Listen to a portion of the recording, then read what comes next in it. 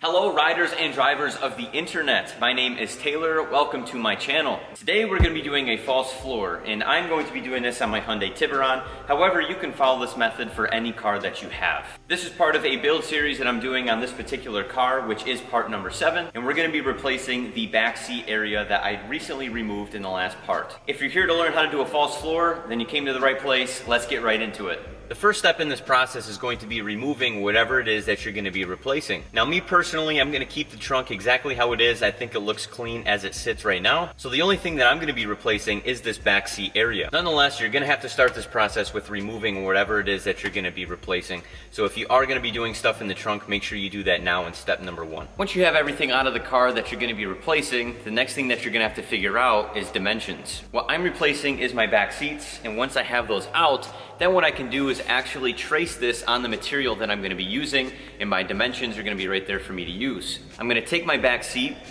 and I'm going to trace it on this big old piece of scrap plywood that I have. Now you can really use any material that you want. I'm choosing plywood just because I have some laying around. It's cheap, it's easy to work with, and honestly it's pretty light as well. But you can absolutely use something else if you want. I've seen people use thick styrofoam that you can find at a place like Lowe's or even a crafting store. Really the choice is up to you. Again, I'm just choosing this because I had this laying around and it's free for me to use at this moment.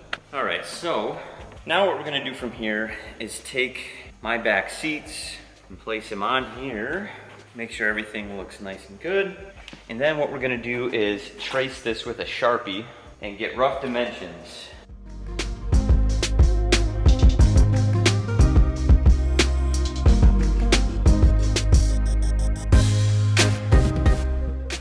All right, now listen, I am a beginner. I am no carpenter. I'm not a mechanic expert either.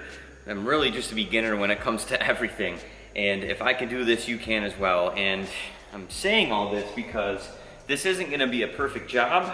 Even this trace job wasn't fantastic. But what we're gonna do is just get a rough estimate of where everything needs to be and get a straight edge and make sure that these lines in front are straight. The line on this side is straight. I'm probably not even gonna do a little curve, to be honest with you. I think what I'm gonna do is just kind of square it off. I'm gonna come here so I can make edges. All right, let's go ahead and straighten out these lines.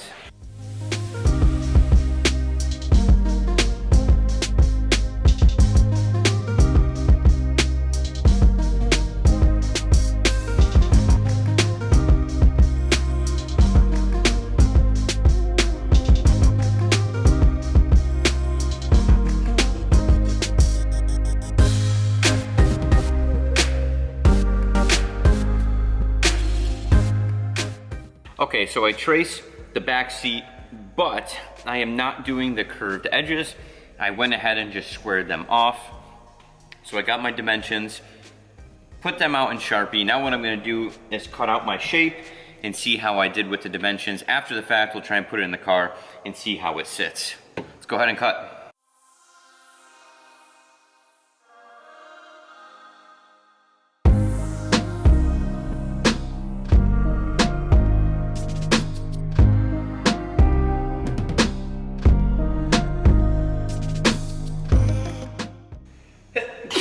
Oh, there it is. I was waiting for that. Okay, now it is time to measure and see how we did. How are we doing? Ooh, man, we're so close. We're a little too big on the sides. Yeah. Okay, no problem though. I think the angle came out really good. I think we're just a little too wide. Okay, so here's what we're gonna do. We're gonna go back over to the saw. We're gonna take out a little bit more off the sides and see what we could do when we bring it back in here and see if it fits. Let's trim it down a little bit. Do not be discouraged if it does not work out the first time. It rarely ever works out the first time. You probably got your dimensions off, whatever, that's okay. You can always take off more, but you can't put more back on. Keep that in mind. So what I'm gonna do is take a little bit off the edge. I'm gonna take off 1/2 inch only on one side and see what that does for me. Again, we can always take off more, but we can't add any more.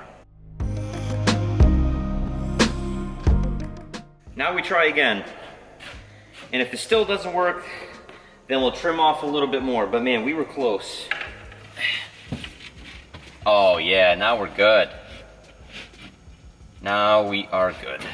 Okay, so now that we have this in the perfect size and dimensions that we want, now what we're gonna be doing is figuring out the height. Now for me, it's gonna be a little bit more difficult because I'll show you guys this in a close-up, but where the seats were, it dips down. It's kind of like a bowl, if you will. So I can't just lay this flat down and call it a day, unfortunately.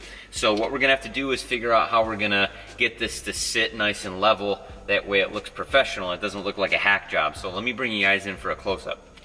All right, I'm gonna do my best to show what it is that I'm talking about here, but the dimensions and size of this itself looks really good, but we kind of have a few options on what we can do from here. Now, if you look here in the back, if we just lay this flat roughly, then we have a gap in the back there, probably about a 4-inch drop off. If you can see that here on camera, we've got a 4-inch drop off from the trunk down to the false floor section, which we could take care of that by putting kind of like a back on this false floor that we've made. So we can either go that route, or if we want this to sit up higher, but if we want this to essentially sit flush with the trunk itself, which would be somewhere right there, well, then we're gonna have to figure out how we want it to sit up that high. Okay, so now what I'm gonna do is figure out how I'm gonna get this to stay in place. Now, after we got the dimensions down of the actual piece that we're gonna use, what I'm going to end up using here is 2 blocks of wood, about 24 inches apart, 2 feet, and I'm gonna place them equidistant from each other underneath the board that you just saw, and place that inside the bowls of where those old back seats used to be. And then what I'm gonna do is add a front lip to the front of it that's gonna be about 5.5 inches big, 5.5 inches wide, and that's gonna complete the front look of it, and that's gonna rest on the base of where those old seats used to be. I know this is really confusing, but I promise this will all make sense when I'm all said and done with it. Okay, so we have some 2x4s here. This is what I'm gonna use for the base. And these are gonna be 9 inches.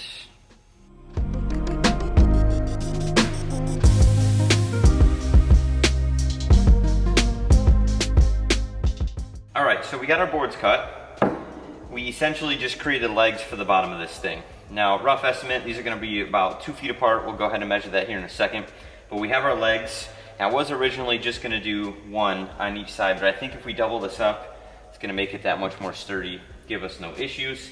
So we're gonna go ahead and put both those in, and then we're also gonna be creating a front lip. But that's gonna go over the front, that way it looks nice and flush, nice and clean. We're gonna go ahead and do that after we tackle the legs. So let's go ahead and bolt these together, and then get this nailed down.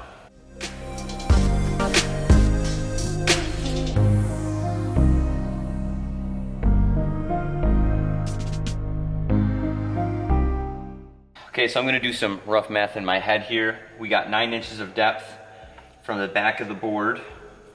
That's where we want them to sit. This entire board here, 9 inches down, we have a length of pretty much 45 inches. And I want these to be 2 feet apart. I know I just threw a lot of numbers at you. What I'm gonna do at the 10 mark, if I go to 30, that's 20, 1, 2, 3, 4. That will be 2 feet, 24 inches apart. 10-inch mark to the 34-inch mark, 24 inches. So I think that right there is where we want these boards to sit. 34 inches right in the middle, 10 inches right in the middle. So if we do that right there, then that means these boards will sit, let's see, right here, right there, and then right there. All right, I think that's where we want those guys to sit. Okay, now all we gotta do is hammer those or screw those suckers in, whatever fits your fancy. Just gotta put them on there.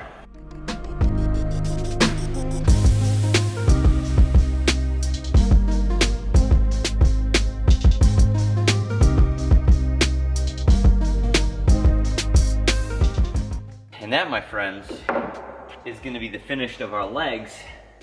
Now all we gotta do is see if we made sure that we didn't do all that work for no reason.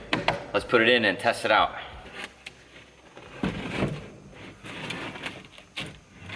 All right, perfect.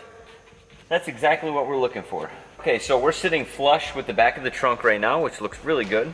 Now, as you can see, what we need to do is do a front lip here so that you can't see underneath all this, and then it'll stop it from doing exactly that, which is what you just saw. So if we put a front lip here, it's gonna sit right on top. So what we're gonna do is grab the tape measure and we're gonna measure that to make sure that my calculations were accurate. With the tape measure, I said about 5.5. So 5.5 is what we're looking at. Let's go ahead and cut another piece of plywood, and that'll fill in this front, make it look better, and then also stop it from tilting forward, hopefully. And then we're sitting pretty. All right, so we got the floor back on the workbench, and we were gonna make a lip with scrap plywood that I had that was left over, but it's just a little too thin for me to nail in that something that small through the plywood here without it splitting and just kind of falling apart, because plywood is so brittle. So what I have here is just some scrap piece of lumber. I have 2 of them that are identical. I believe they're 1 inch by 7, something like that. And that's what I'm gonna decide to use here. I'm gonna have to use 2 pieces. I'm gonna have to use 1 here and then finish the job on this side. But that's what I'm gonna decide to do for the front lip. And again, for measurements for this, I gotta make sure that the height of this here is 5.5 inches. So I'm gonna go ahead and cut a line all the way down so we can shorten that up and then make sure that we get these lined up nice and good. So let's go ahead and do that next.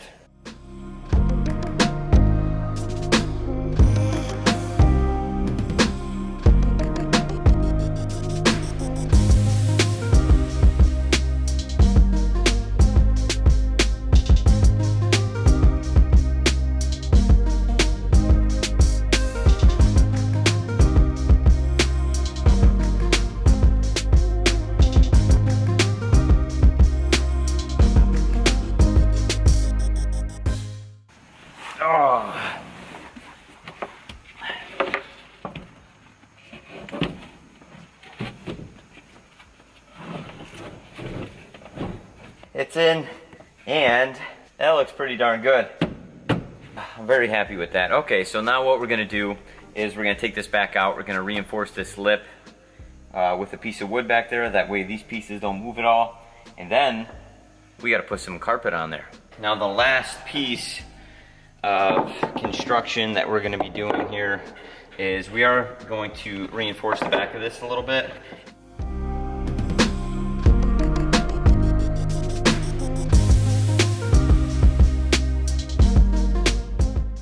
Okay, so our false floor is officially constructed. It looks fantastic. We checked the fitment. Then the last part of the process is, of course, covering it with some sort of material like carpet or whatever it is that you kind of want to upholster together to make this thing look nice and pretty. I was able to get this 6 foot by 8 foot ribbed utility rug from Lowe's for $25. This was super cheap. This is way more than I'm actually gonna need for this project, but I figured, hey, somewhere along the line I could probably use some more of this stuff at some point anyways, so I just went and got a pre-made roll, 6 feet by 8 feet, $25.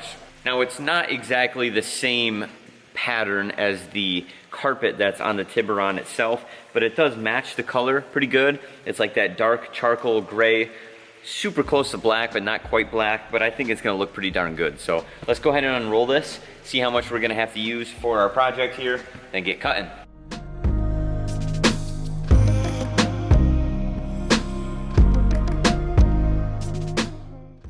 All right, so we got our staple gun. I'm gonna start here on the front because the front is something that people are actually gonna see. So what I'm gonna do is start here, and then I'm gonna pull it tight to the back, and then we'll worry about folding the sides and everything else afterwards, because the front and the top is what everyone's gonna see, so I wanna make sure that that is nice and snug and that looks good. And then once that's good, we'll go ahead and do the rest.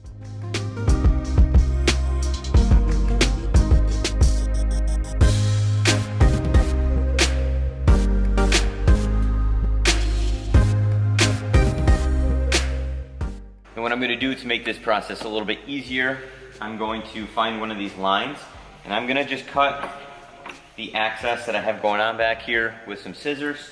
That way I can pull this a little bit tighter easier, because we have just a little too much material. So feel free to trim whatever you're not gonna need.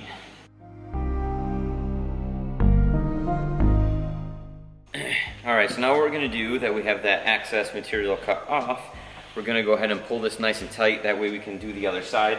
Now, if you have like a pair of vice grips or something, that's gonna come in really handy right now so that you can actually clip this down while you're doing it. I unfortunately don't have any right now. Don't ask me why, but I do have a pair of little jumper cables here, which will work just as good. Just make sure that you don't rip the material.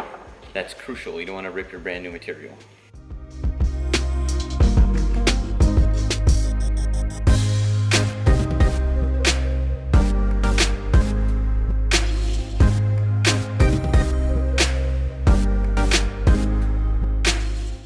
All right, so the corners is where things can get tricky. Now up here, all we're gonna be doing is rolling this over the top. That's gonna look really good. But as we get closer down to the bottom here, we have a lot of just excess material.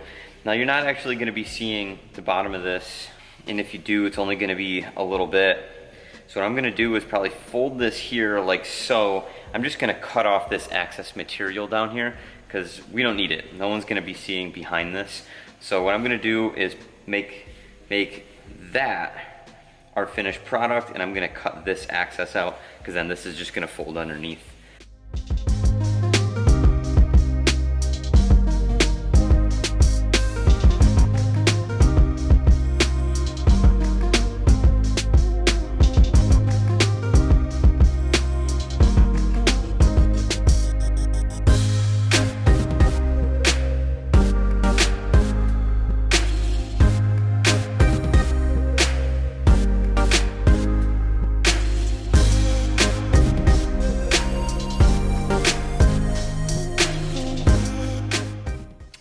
That, my friends, looks amazing, and I hope it looks just as good as it does here as inside the car. There's only one way to find out. Moment of truth.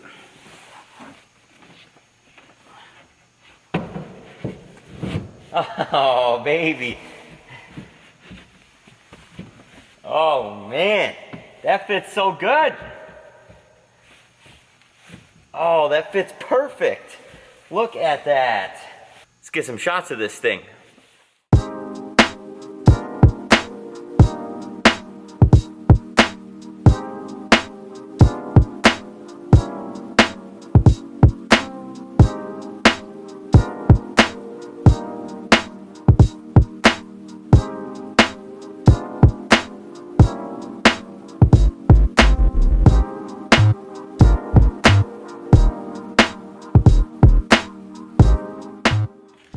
Well guys, that is going to conclude the episode on the false floor. Whether you stopped in because you wanted to see the next part on the Tiburon build, or because you wanted to see how a false floor is done, thank you so much for watching this video and stopping in. If you have any questions about this particular project, feel free to leave them in the comment section down below, or shoot me an email at taylor@taylorhaug.com. Stay safe, riders and drivers, and I'll see you in the next one.